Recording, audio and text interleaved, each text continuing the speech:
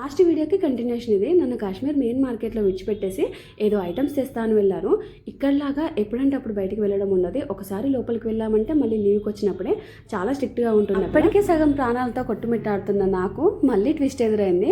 అంతలోనే ఒక అతను వచ్చేసి కారు విండో నాక్ చేసి అదే పనిగా చూస్తున్నాడు. ఎవరు చూసినా ఒకే విధంగా సేమ్ డ్రెస్ వేసుకుంటారు. మంచి వాళ్ళు ఎవరో మిలిటెంట్ ఎవరో ఎవరికి అర్థం కాదు. ఇంకా వెంటనే మా హస్బెండ్కి కాల్ చేద్దామని ఫోన్ తీశాను.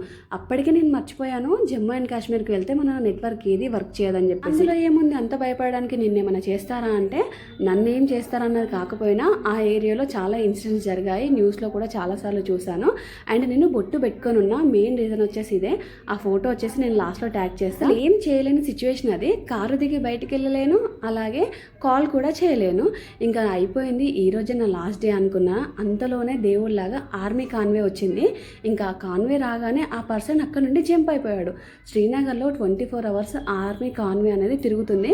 ఇంకొక 2 minutes తర్వాత మా హస్బెండ్ అయితే వచ్చారు. వచ్చి రాగానే ఇలా జరిగిందని చెప్పేసి అనగానే వెంటనే కార్ డ్రైవర్ కార్ స్టార్ట్ చేసి ఇంకా తీసుకెళ్ళిపోయాడు. ఇక్కడ ఉండడం సేఫ్ కాదని చెప్పేసి. అలాంటి సిచ్యువేషన్ నా లైఫ్లో జరిగింది. ఇంకా నెక్స్ట్ పార్ట్లో ఏం జరిగింది అనేది చెప్తాను. నచ్చితే లైక్ చేయండి, ప్లీజ్ టు సబ్స్క్రైబ్.